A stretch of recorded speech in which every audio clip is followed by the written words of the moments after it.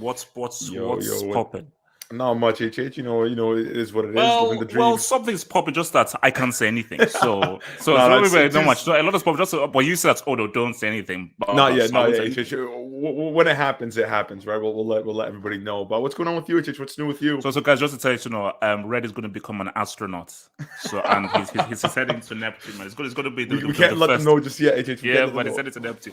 No, for me, look, man, you know what? Just with stuff with the channel, man. Just work stuff.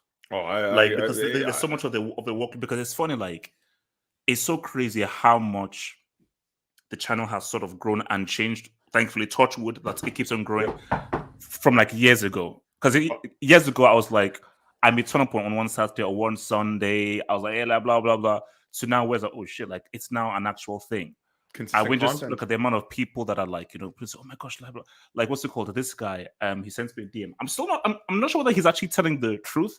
So I think he's really lying. He said that, he has to do like a speak about something, to do like a presentation to his class, and then he did a presentation basically about me, about half up and so forth. I was like, oh shit, man, that's pretty wild, man. It's like yeah, blah, because I believe HH. The thing is you don't know HH, but your influence it's far. Yeah, I've got no idea. No, bro, because you know what I said. Looking from my point of view, all I do is just speak into this. In my poppins, I upload and that's it. But I'm oblivious to whether all I do is I like football. I like to make people laugh. I like to be entertaining. And that's it. Just do it. Like, but it's about consistency. Like I've been following you for a long time. Like it goes back years and years. Like I don't even remember. Like essentially, probably 2015, probably maybe 2015, 2016. Like I've been that far back, and like through your channel, I got onto Twitter. I never used Twitter. I never through your channel. I started following you, got onto Twitter, and like I'm still trying to get you onto Instagram, but Well, see, I left Instagram. I used to be only on Instagram, and I switched to Twitter because of you. So you might get me back onto Instagram. Yeah. Because of you, HH, I actually met around probably 300-400 people that I talk with football daily now. Like you created a community. No, but one thing I'm happy for, because obviously like this is now like my job. Like this YouTube thing is down my job and so forth. So it's like how I earn and everything. So, but beyond just the money, like even if I was not even earning money, one of the things that I'm most happy of is the amounts of friendships that have been formulated through the whole. Oh, geez, so you guys play FIFA together, or you guys do the things together. So the amounts of people that have met each other and actually made friendships through that's amazing. No, your community is amazing. Like honestly, like out of all the YouTube channels that I followed, all this stuff, what attracted me the most to your channel is that you were open to anybody. Like somebody can come in and disagree with you and like insult the players you like and go after you and all that stuff, and you would still accept them. Oh no, I think for me that comes from my Nigerian culture and my family culture is we always argue. And I come from a culture where we always debate and we always argue and we always disagree. Thick skin is built ingrained. Yeah, so for me, like I want you to the worst thing is if you agree with me, then it's boring. If you disagree with me, all right, let's go, man. Like let's have a back and forth. That's the thing that really excites me, So absolutely. No, but it's great job, man. Hopefully, like more prosperity, more life. Oh man, thank you, bro. So look, let's get into this, man. Red, man, this is an touchy topic. This is so have you seen the special now? I saw it. Like it's a Dave Chappelle. Like to be honest with you, HH, like I've sort of fell off. Like Dave Chappelle, in my opinion, has kind of fell off. He's very intellectual. Red, you're going to the era, Red. You're Red. It's the truth. It's the thing is, I'm gonna be super honest, right? I love Dave Chappelle. Don't get me wrong. I am a huge Dave Chappelle fan. Okay. I think he is probably my favorite comedian overall across time. Like just his isn't mine, but okay. But for me, he's up there because I just find him. I do like that he's a bit of an intellectual and he tries to like provoke thought. It's just that he's become more of a cultural speaker more so than a comedian. Oh man, Red. Damn, Red, you are on target today, man. God damn. And like to me, when I'm watching it, to be honest with you, like he says a lot of things that I already see for myself, and like maybe to some people who are not like maybe in tune with, or like they're a bit too far left or too far right, he could be eye opening. But for me, like I'm a bit down the middle, and I'm like, yeah, no, I agree. This stuff is ludicrous, and we actually sit back and think about it. It's funny, but like he's just not hard hitting jokes. He's not like haha funny to me. See, Red. Let's go back to the very beginning. Very beginning. Let's go back to the court jester. What was the purpose of the court jester? So the king or the queen would bring in the court jester to make people laugh. That is the very beginning of the comedian. and the courtiers would be in all the kingdoms. So he would come in and just make the king and queen and the royals and all make them laugh. Then as that had advanced and so forth, and people saw how important comedy was, the court jester then evolved into the stand-up comic and the comedian. And then and the winning said, okay, stand-up comic. Then the first superstar was Richard Pryor. Then you then had Eddie Murphy. Then you then had Chris Rock. Then you have George Carlin. Then of course you have Dave Chappelle and so forth. We have to go to the root. If I turn over to see a comedian, I'm there for you to make me laugh. Now, you can make some points that are more interesting, but no, you have perfected the art of trying to make me laugh. And I think the issue we have with Dave Chappelle is people have gotten a bit confused. We can't have a comedian be the spokesperson for morality, social justice, and so forth. Now, I'm not saying that you, as a human being, don't have the right. Every human being, whether you're a comedian, whether you are a gymnast or whatever, every human being has the right to speak their mind. Sports, you have the right to speak their mind, but you are a comedian. And the issue that we have here is, it goes back to my issue with celebrity. All because you're popular doesn't mean that what you say holds more weight than someone who is much more educated but is less popular than you. Spot on. So what you have with Dave Chappelle is, because people love him so much, because he's so popular and so much, people now feel that anything he says is right. And here's the thing. I don't blame Dave Chappelle. Imagine you put yourself in Dave Chappelle's shoes. Everyone loves you. People hang on your every word. Everything you say, people say, oh, that's right. Oh, that's true. Oh, that's genius. But this is the issue. Dave Chappelle, people are coming into you as a comedian and they love you as a comedian. So everything you say, people won't even push back on it because they like you so much. It's like that's really popular friend in school. Because you like him so much, you laugh at everything he says and you agree with everything he says. Even if it may be wrong, be like, well, I like him so much, it must be right. Red, I'll be real with you. And this is why I first saw it. When Dave Chappelle when he grew muscles, and its particular aspect of his comedy was lost. Because what was so funny about Dave Chappelle, even before he said anything, look at him, he laughed. And my thing is, I say, Red, this one I want to ask you now. What is the purpose of a stand-up comedian? Is it to sort of give you insight or to make you laugh out loud? My thing is that the first order of a comedian is to make you laugh out loud. The second, laugh out loud. Third, laugh out loud. Fourth, oh, give me some insights. I'm gonna give you my opinion on this because, like, the thing is what makes it what's funny to us is based off our relatability, right? Like when you laugh at a meme, sometimes when you see it, you're like, oh, that's so true. That's me. I do that. You know what I mean? Like, that's like, you have to always relate to comedy. Like, that's why, like, certain comedy you'll find it just completely unfunny. Let's say, for example, I find Louis C.K. funny. Some people find him not funny at all. They just be like, I don't relate. I just don't see that appeal. It's just too far. I'm pretty sure you think Louis C.K. is funny. Not my kind of comedy. Exactly, right? So, like, it's not that he's not funny. It's very relative. It's based off of relatability. Yeah. Now, where I think Dave Chappelle, what his problem is he got so big, HH, that he's trying to cater to the masses, right? And the bigger your audience is, the less funny you become because you're trying to be funny to the lowest common denominator. Like Peak Chappelle was Peak Chappelle because he was talking about what he grew up with, like his life story. Like, The Game, I remember, had this sick quote about how he says, like, every rapper's first album is always their best album because they had like their whole life leading up to it, and it's their whole life put into that album, right? So Dave Chappelle, his early comedy specials were the best because that was his life material he was putting into it. And now he's just trying to pull stuff out of society, out of culture, and he used the same format jokes where, because Dave Chappelle's incredibly witty. Like Dave Chappelle, and he's a very good storyteller. He knows how to formulate a story and so forth. He sets up a punchline and he goes through a story and then he comes back to that punchline. He's very witty. He's very smart. The only problem is like a lot of the topics that he's talking about have just become like just overall worldwide issues, which it becomes less funny because he's no longer catering to his audience, which is like what made him big. He's catering to kids that are 18, 19 who never heard of Dave Chappelle. He's catering to old people that have never heard of Dave Chappelle. He's become, and that's the problem. It's like why I personally find him less funny because I'm like, this isn't your original material. Like this isn't like the what you used to really talk about. But it's not on me to decide what he can and can't talk about. Obviously, he's entitled to do it. Like I won't ever like hate on him. I will always respect his body of work.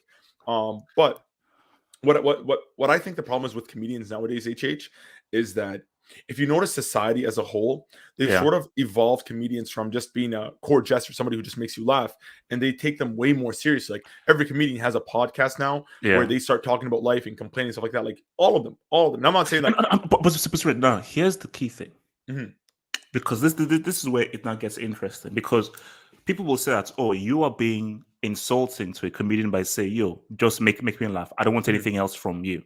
But say, oh no, but I should once more, and my thing, that's why I said that every human being has the right to give their thought process. But let's keep it real. Hashtag honesty. You're a comedian.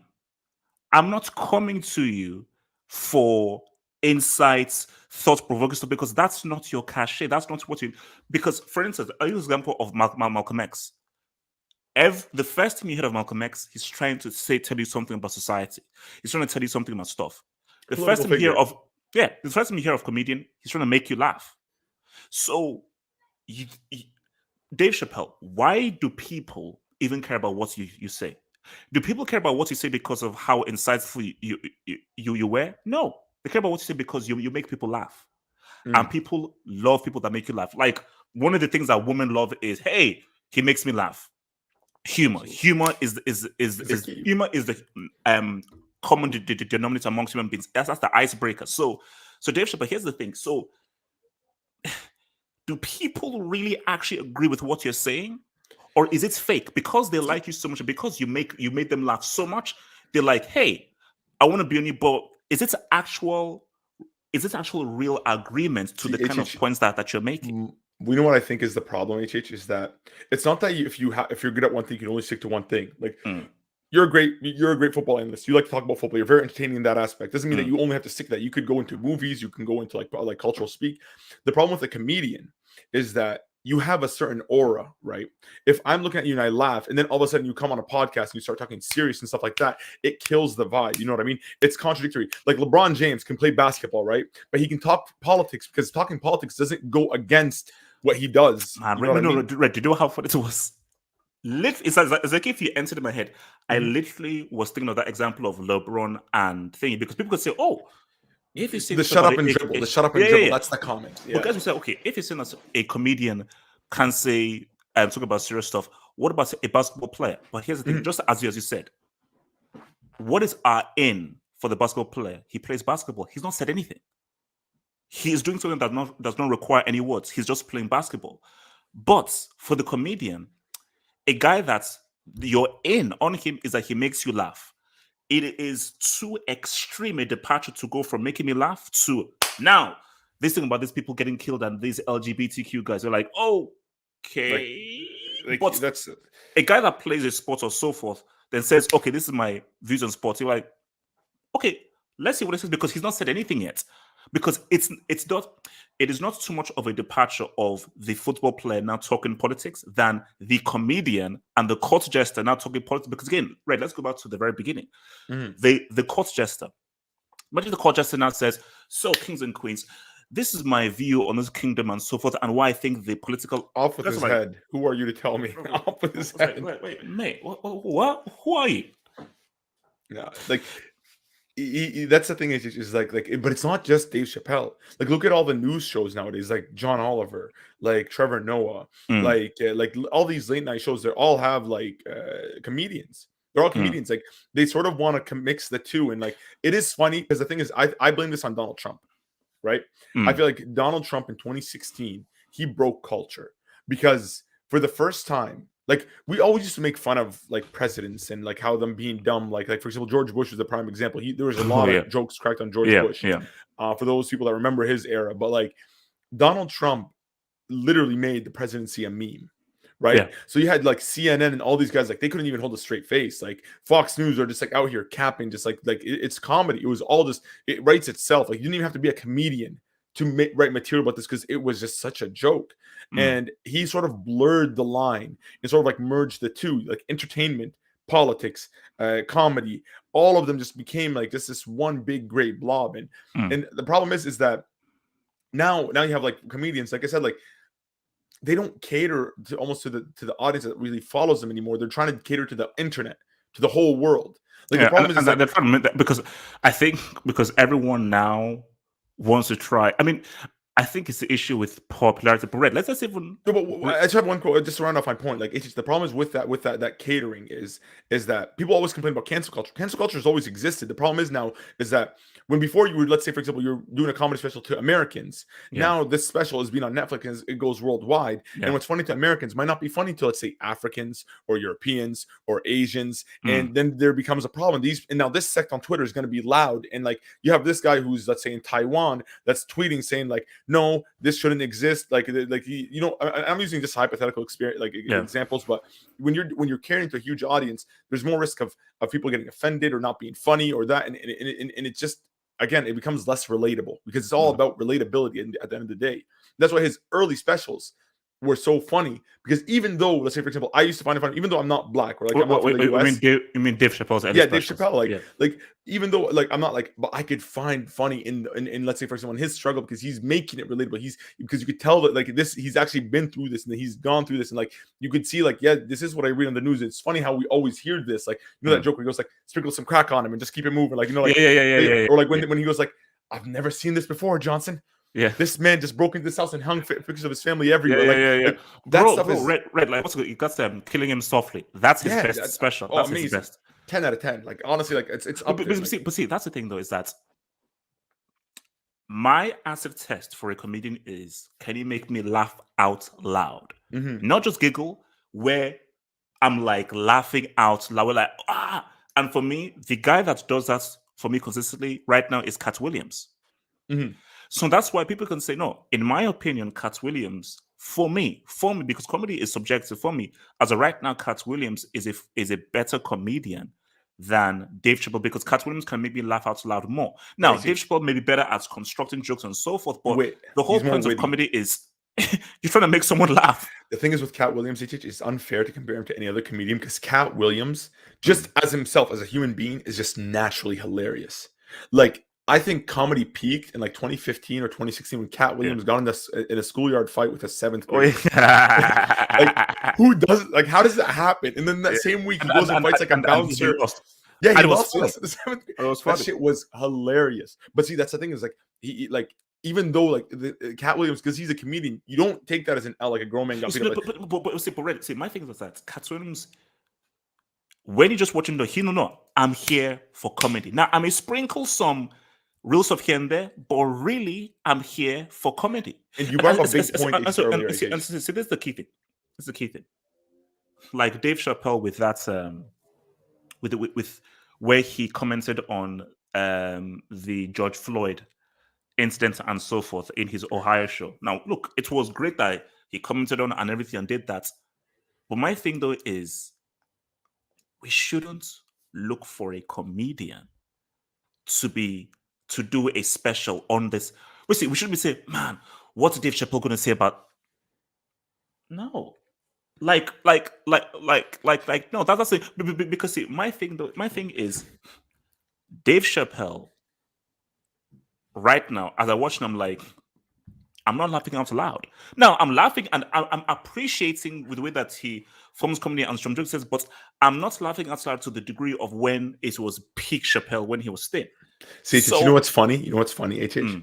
Is that, you know, life has almost become parody. Life has almost become a joke. Because like Dave Chappelle was the one that literally created this joke about who gives a fuck what Ja Rule thinks right now, like about the 9/11.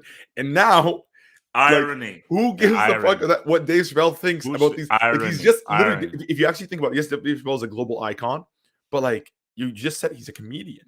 He's not a political figure. He doesn't have any real power. He's not like a major billionaire that really influences the world. Like for example, like Elon Musk and Jeff Bezos can influence the world economy just by their actions. Like, he's just literally just some guy who's very rich and is pretty funny, and he talks about this and very popular because he can rattle feathers just by saying like whatever. Like Dave Chappelle, like he can reach any community. Right, like we know, like he talked about the LGBTQ.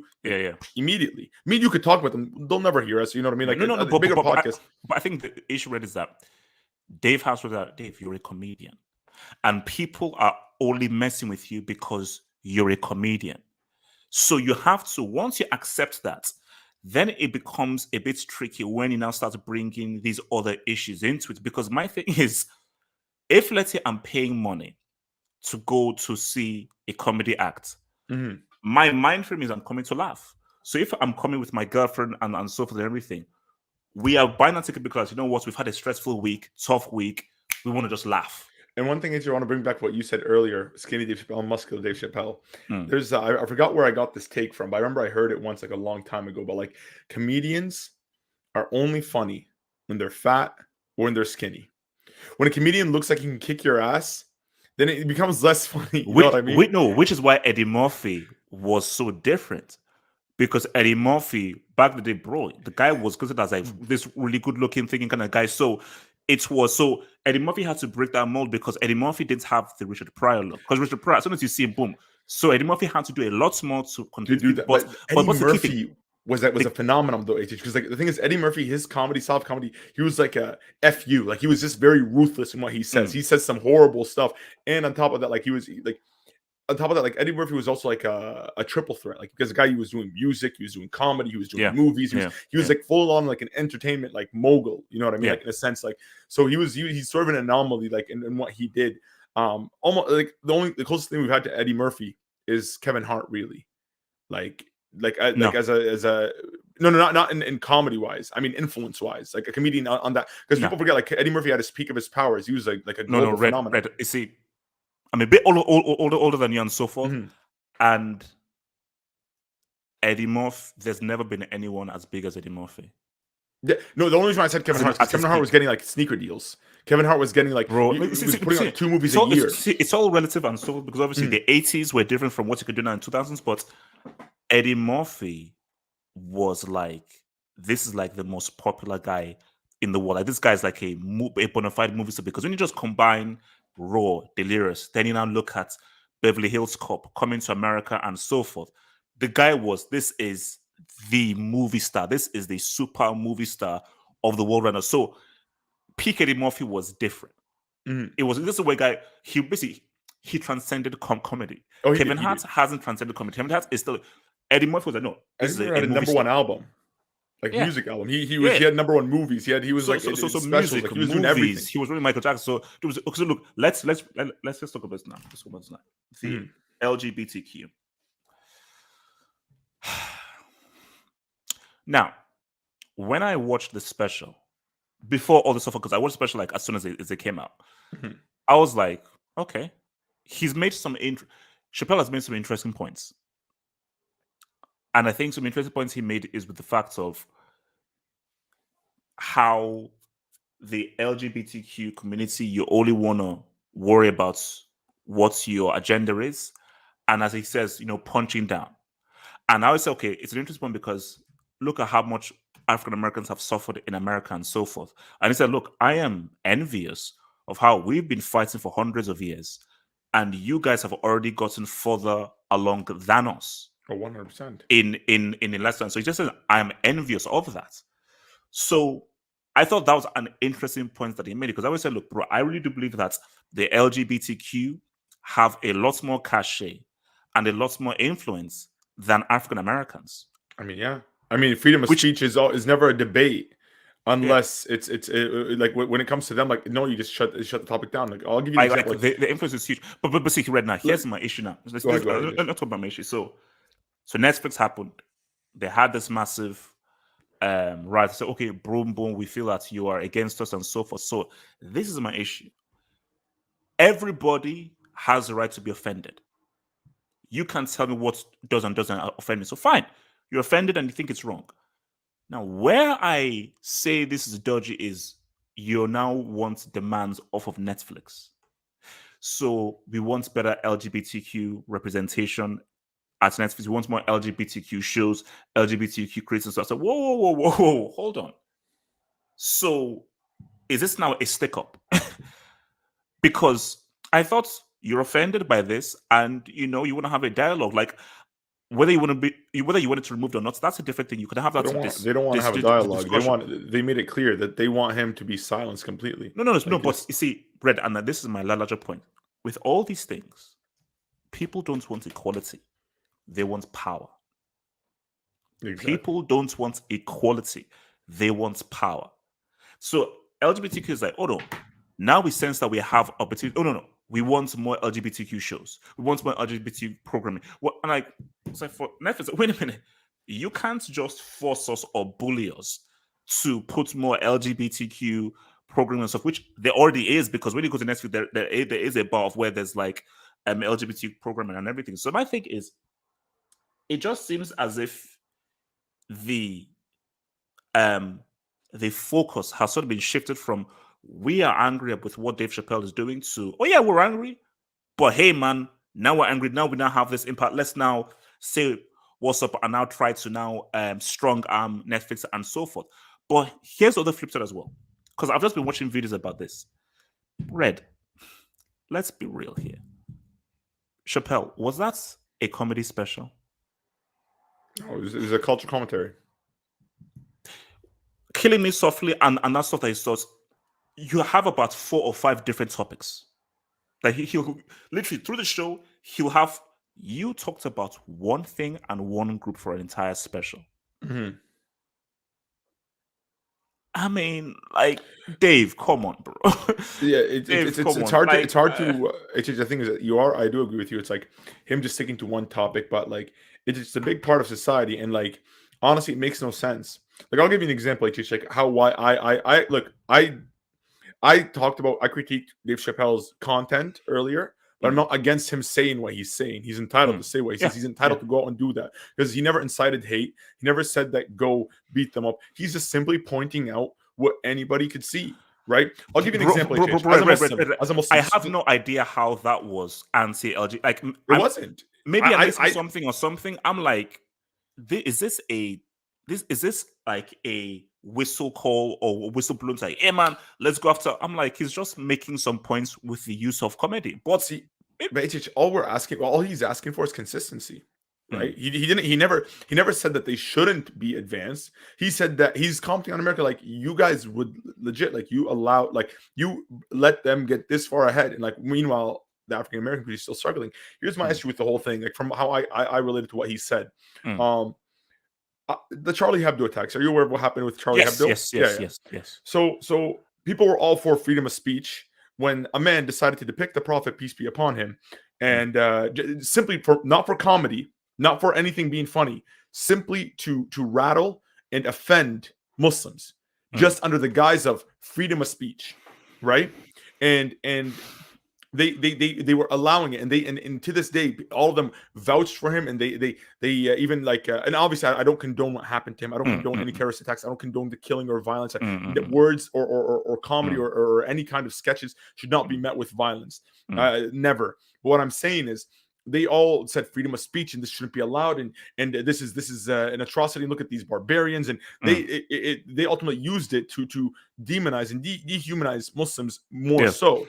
But whenever we talk about a certain group, all of a sudden, no, this is unacceptable. You're dehumanizing them.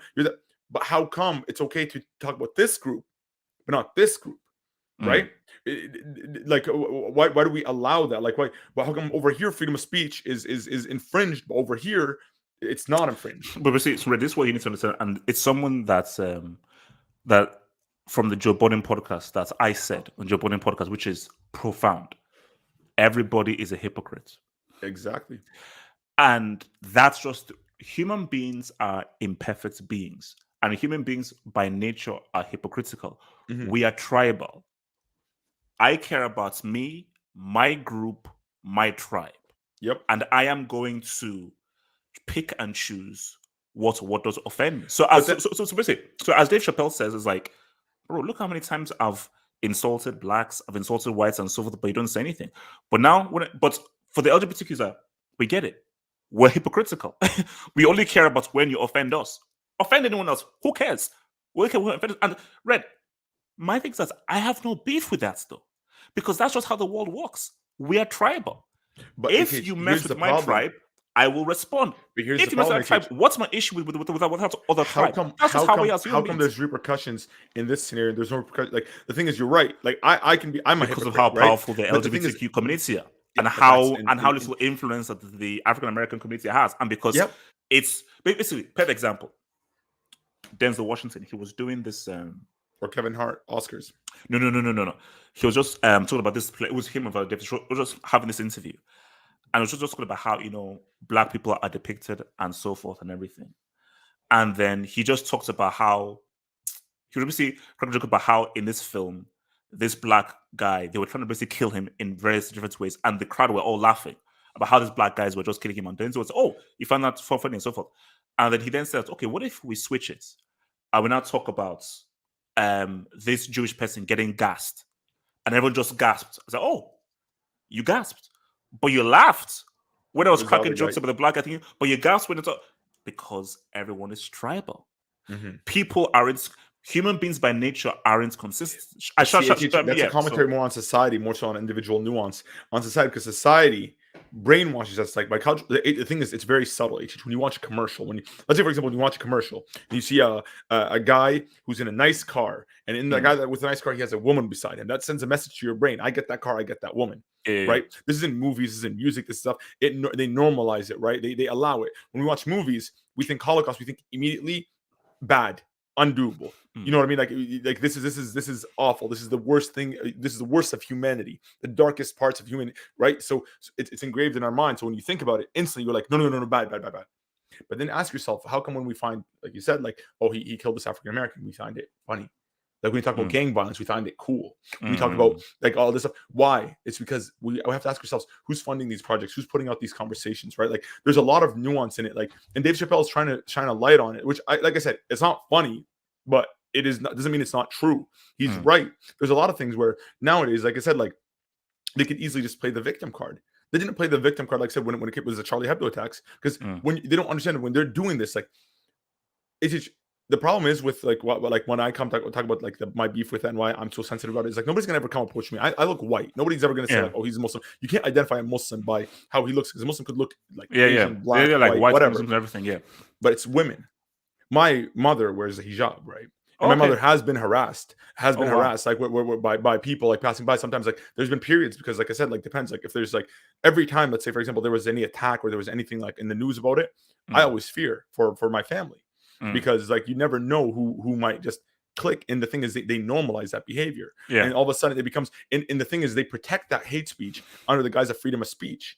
And that's an actual hate speech. What Dave Chappelle said wasn't hate speech. He was simply commenting on what's actually happening, right? Like when like this is my issue with HH is like you can say it's hypocritical, but like when the powers that be are swaying it, and you see like news outlets, media outlets, all these they're just posting about it, they're trying to cancel him. You see even Rotten Tomato, they'll like plummet his score and all that stuff. You could clearly see somebody's tipping their hand on the scale, and like it's a bit unfair. And I'm not saying that, of course, like the gays are coming to get us. It's not that.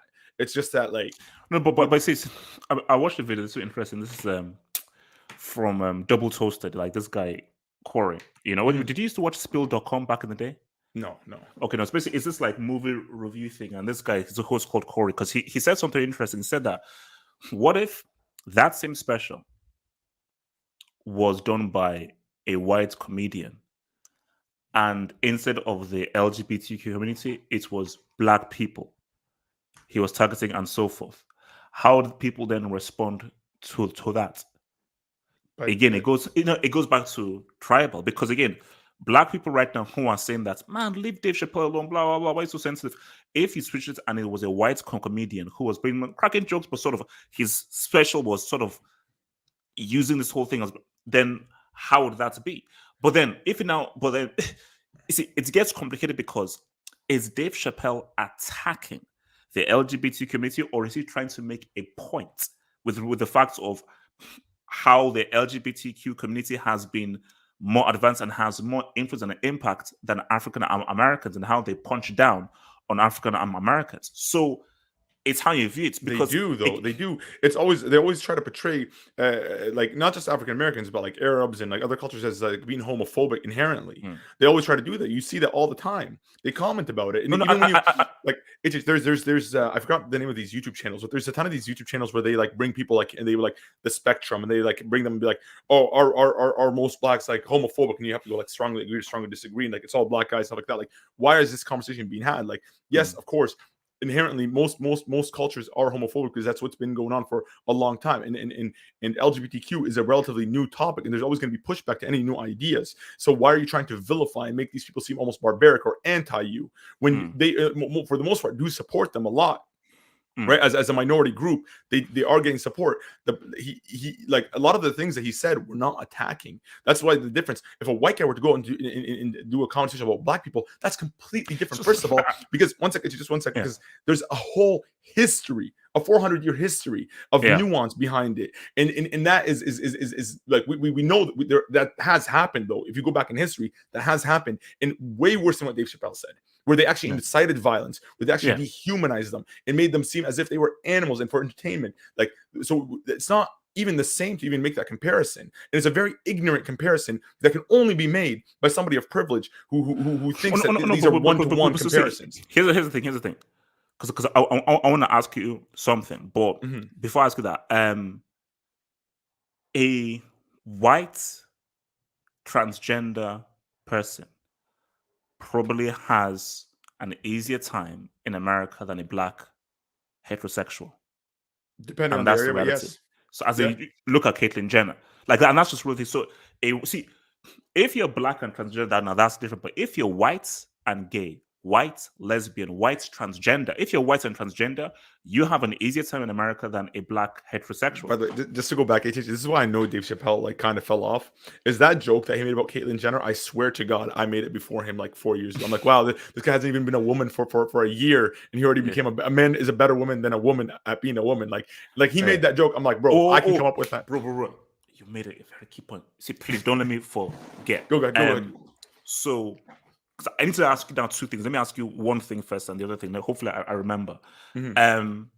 So let me ask you about you being a Muslim. About you being a Muslim man.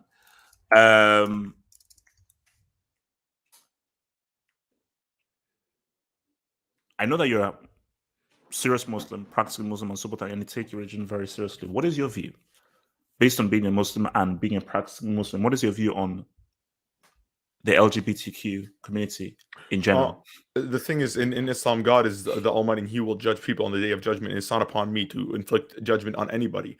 One of the biggest sins in Islam is takfir, and to tell somebody that you're going to hell. That's like saying like, oh, you're a kafir, you're going to hell, you're not a believer, you're going to hell. So you have no view of you're living your life right, you're living your life wrong. This isn't how it should be. No. That's see that the thing is, there's always going to be those people that are going to try and push their beliefs onto people. But in Islam, like obviously, I'm not going to sugarcoat it. In Islam, it's blasphemy. Sodomy is haram. Like you do get asked, you're going to hell. There's no sugarcoating it. You can't write around that. There's none of that. Like, but at the same time, zina, which is heterosexual sex, premarital sex, is the ultimate sin as well in Islam too. Like that's also very bad to do. So like my whole point behind it is there's one thing, like, look, if people believe that they're born this way and that it is their nature, there's one thing to actually practice it. It's another to promote, right? Like so are you saying you're against the promotion? Not against promotion, but there is I do. This is me as I'm speaking for myself. Like, bro, real. This is hashtag real conversations, man. That's all it is. And like, I'm giving my honest opinion. I'm not against somebody living their life, but I am against the fact that they push a certain lifestyle. They push a certain like, and I see a lot where it's being pushed onto people, like not in the sense where like. So are you against Pride Month, Pride Festival? No. That's not my business. If people want to be proud about what they are and that, like, do it. I think. Look, I'm not one to, like I said, tell somebody how they live their life or that what they're doing is right or wrong. You do you. If you think that, as long as you're not hurting anybody, as long as everything's consensual, as long as you're not harming anyone, man. Exactly, and you're with a person of age, do you, right? In the end, I have my beliefs, you have your beliefs. I will always support a human being if they're being attacked or if they're being like ganged up on. I'm just like I'm altruistic by nature, so I will never like, let's say for example, if I see like a gay guy getting like pushed around by guys, like I would go and like call the cops. I'll stop them. I won't allow that to happen. Because right is right, right is right, wrong is wrong. Literally, I'll tell you this. I remember like there's this video back when I was living in Syria. There's a video that went viral back in the day. We used to like have like those old like Nokia phones, and you'd send videos via Bluetooth and IR. And like you always share music and videos and stuff like that. And I remember my friend sent me this video, and it was this transgender guy. It was a cross dresser. I don't know if he's transgender, but he was cross dressing. He was dressed up as a woman, and it was in Jordan. And this guy was beaten up by like 25 people. Like they just saw him and they saw that he was a man, and they just like went in on him. And I remember like that to me, like it just looked barbaric. Like even though like I was taught like, no, this is haram, like you shouldn't do this. This is like blasphemy, stuff like that. That to me did not seem right. That to me looked savage. Like that to me seemed like these people are even worse than him, and they will be punished just because like this is not how you treat a human being. This is not how you do. No, but basically, because what I've never understood is even if you think it's wrong and so forth, as long as they are not trying to shove it in your face, I've never understood the issue of people going out of their way to harm people who are transgender, gay. It makes no sense. No, my bother as long as they're not going out of your way towards you. Oh, straight men shouldn't do this, or cis people, or they're trying to make it like us against. There is no us against them. You just have a preference. That's all it is. Don't make yourself a group. You're not this like marginalized group. There's not. It's completely different. Who are you referring to by my like LGBTQ? Like it's just a preference. It's not. It has nothing to do with. They're not a marginalized group. You can get 10 different gay people from 10 different backgrounds with 10 different belief sets, right? It's a certain sect of people in power. They're trying to push this on people with like just average folks. Like, let's be honest. Like, it's just like, how many gay people do you interact with on a daily basis? Not a lot. Not a lot. Like I have my coworker. He's gay. Like, shouts out to him. Like Carlos, dope guy. Always like he's honestly, I actually have a blast talking to him. He's a great guy. But aside from him, I only know like. In my whole life, I've interacted with like probably 3 or 4. They're just not a big group like that, like for the representation that they get. And on top of all that, I'm not against the representation, but the fact that they're trying to make major changes to things that aren't really a problem when you're like such a minority group. Oh, no, that's why I take issue. Sorry, not even a minority group, because I want to say like that because again, preference. No, that's why I take issue with them now trying to now strong Netflix by saying, oh, we now demand you have these kinds of stories. You can't do that. Netflix are an entertainment company who will choose the programming based on how good the programming is. You have no right to say you must have more LGBTQ. You must have more.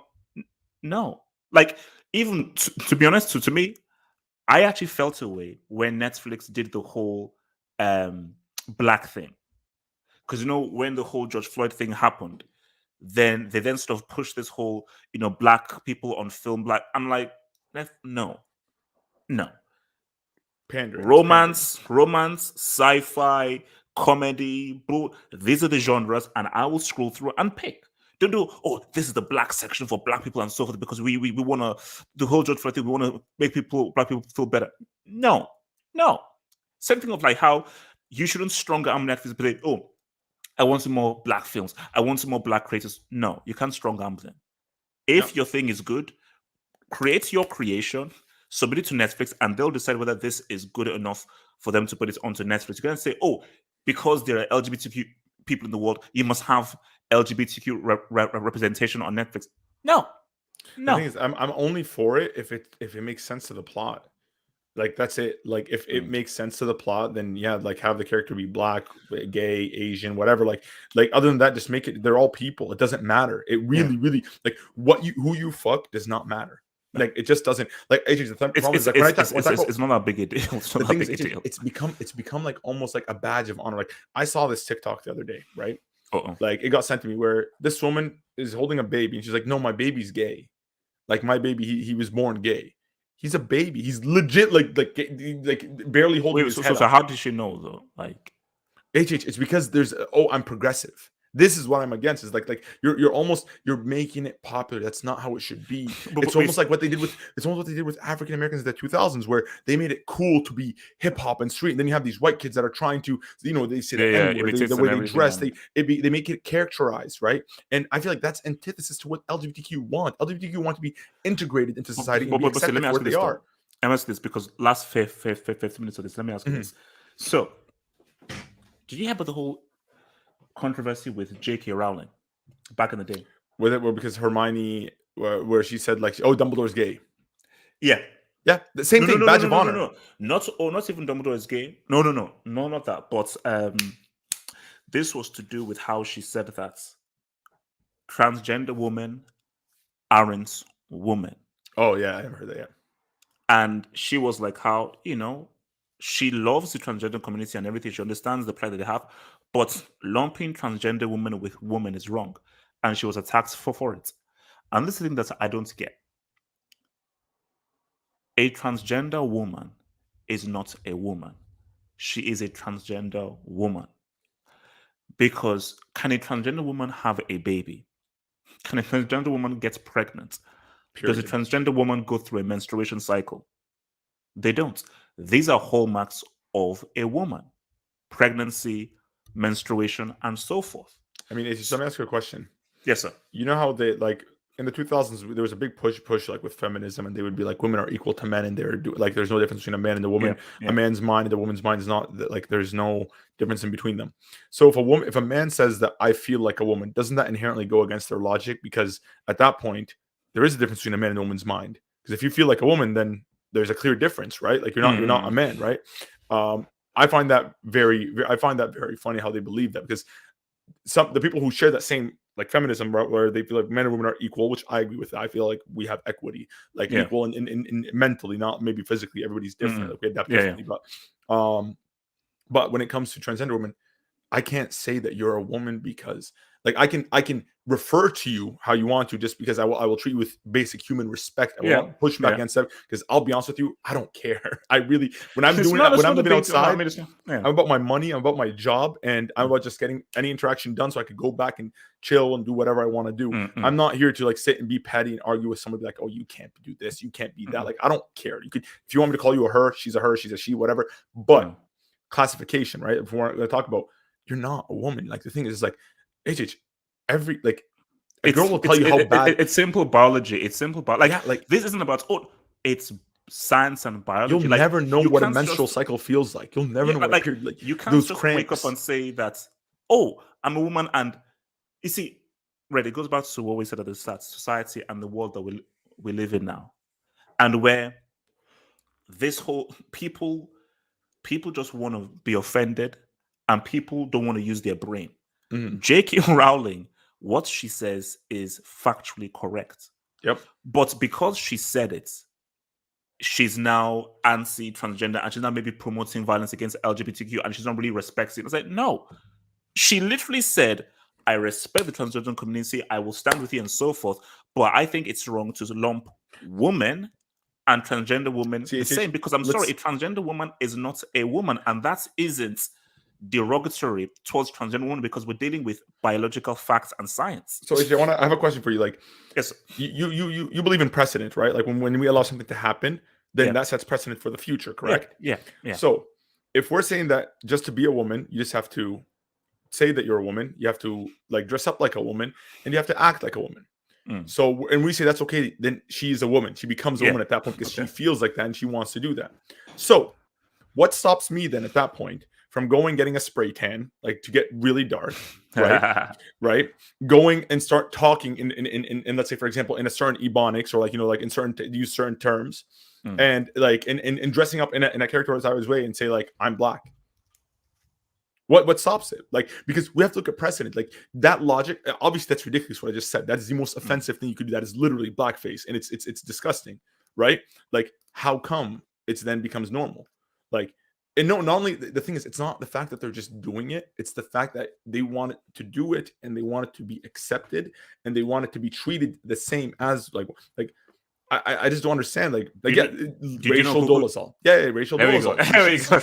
Yeah, the thing is that, like, what she's doing is the same as what a trans woman is doing. It's legit, or a trans Yeah. man is doing. It's the same. Now, my beef with trans, like, I don't care because, like, again, living your life, do your thing. But when I do it, Joe Rogan's spoken about this multiple times. When they start competing in women's sports, like, it's just not fair. No, it's not. No, but see, it's interesting you bring that whole Rachel thing, because it's like, and people will find it crazy because you've now entered a very tricky territory, because are both scenarios different? Because she got slated, insulted, abused, and rightfully so. Because you just woke up one day and just said, "Oh, I feel black," and lived your life as a black person. Because no. She did way worse. You know what she did? She identified as black so she could take a scholarship. So she could. She actually took opportunity herself into the NAACP. Yep. Thingy and so. But my thing though is, so she got slated, abused, and so forth. But now we now look at somebody who is transgender says, I feel like I'm a woman now. Society will say these two are different, because society tells us that no, this what we're looking at is wrong. A transgender woman is right. No, but you know what the problem is? But again, let's talk real precedent. Aren't they both the same? Because she could just say, no, I feel like I'm black. Yeah, my ancestors, that 0.01% blackness in me was just ignited, and now I feel black. She could just make up, like, who are you to tell her she's not? Because if we break it down, we can't, because again, we can't go into her mind and say, oh no, you can't feel black. She's like, no, I do. Same thing as, like, I can't go into a guy who now says I'm a woman and say, oh no, you can't. Let's just say, no, I feel like I'm a woman. Let's roll it back. Okay. Like what we were saying earlier. What is feeling black? What is feeling like a woman? How can you say that you feel like how do you know? We don't know. Each of us have our own perspective. Like I said, like, the problem is we're arguing based off of emotion, and people are just trying to make themselves be a marginalized group. Now we're getting interested, because my thing is that we're now comparing race and gender.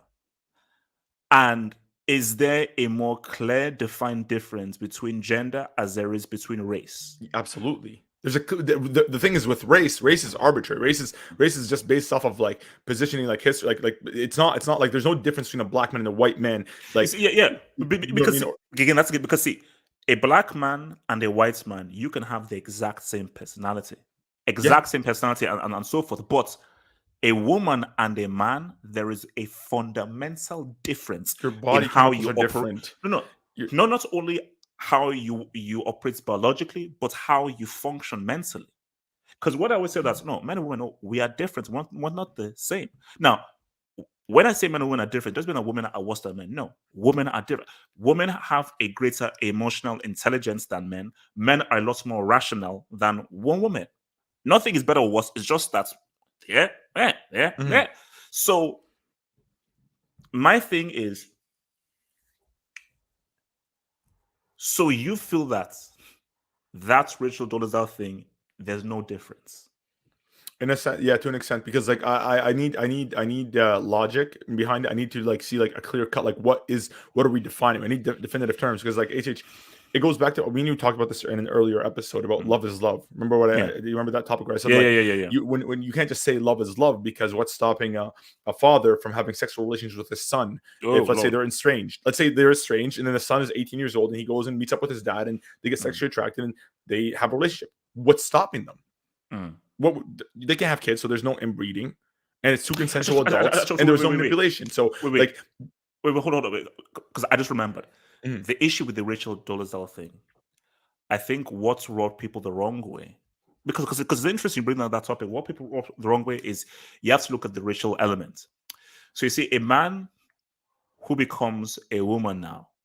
Okay, you're just living your life as a woman and so forth. But the issue with this is the racial undercurrents and the fact of, oh my gosh, this was a white woman who has now taken the roles and places of black women.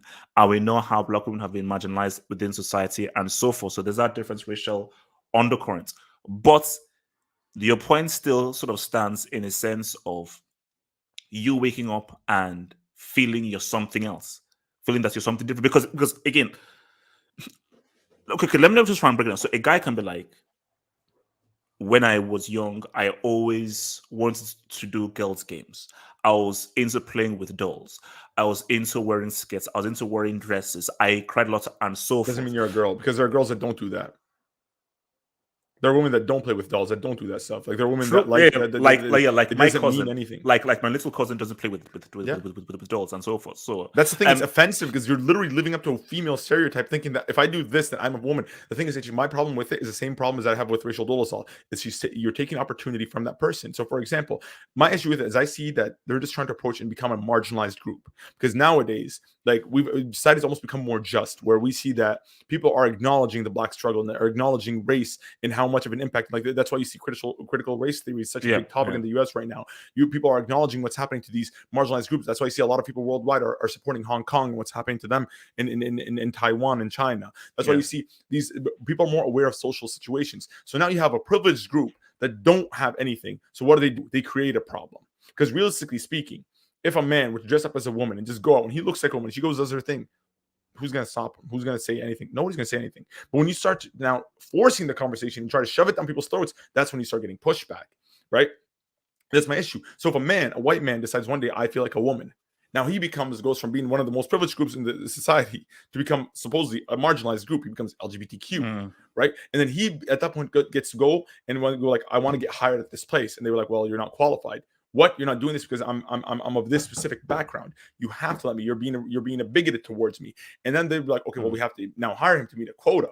And that's what it becomes, because we've seen this happen. Okay, so I mean, you're making a huge claim. So are you saying that there are ulterior motives as to why people are going from a man to a woman? I'm like, I think that I can gain more opportunities if I, Yeah, no, not see. I'm not. It's not always like that. Obviously, there are people who have a lot of other contexts. Like I said, there's nature versus nurture. There's a ton of that, but you do see that being taken advantage of. Hence, why you see them using their power to take down Dave Chappelle, using their power to like really shut down the people that really oppose them, that really criticize them. Because Dave Chappelle didn't attack them. Dave Chappelle brought up valid criticism, brought up his POV, and they tried to shut him down. They tried to. I mean, it's like, I'm just confused because it's almost as if like, should I watch this whole thing again? Because because when I was watching it, I never felt as if, oh my gosh, this is like this guy's like. I'm like, first of all, I said again, like it wasn't that funny as a special. Like this is like Dave Chappelle has been a lot funny before, and this is not one of the. So first of all, the special wasn't even that great. It was like, okay, it's cool, but my thing was like, he just brought up some interesting points, and I don't know how you can look at that and be like, this is now sort of gaslighting attacks and vitriol towards the LGBTQ community, where he now needs to be counted. And see, this is the issue now. For people, you can't cancel Dave Chappelle. He's too popular. Like he's in the UK now. He's doing a UK tour and it's been sold out all the way through.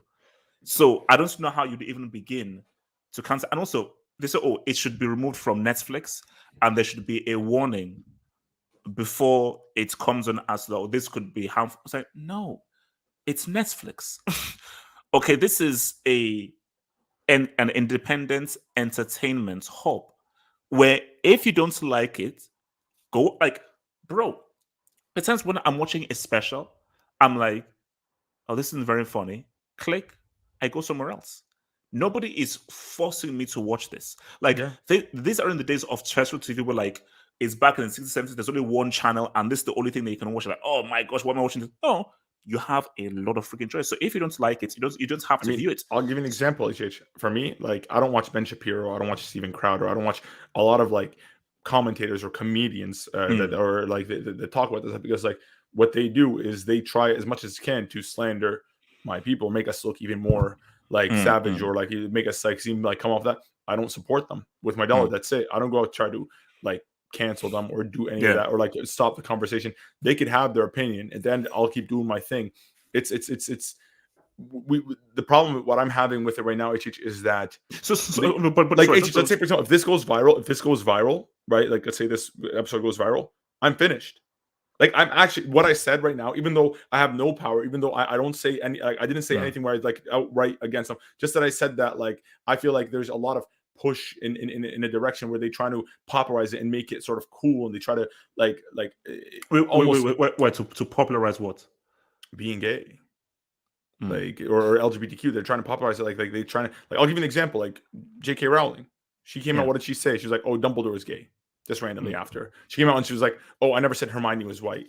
They're just like trying to like push like this, like that. If you're just like this, like PC queen, or like you just, not only that, like I said, that with that TikTok, it's not just, you can go look at it's a trend where people like try to make their kids out to be like they want to grow up because they want to seem more tolerant, they want to seem more progressive. Like my kid is like that.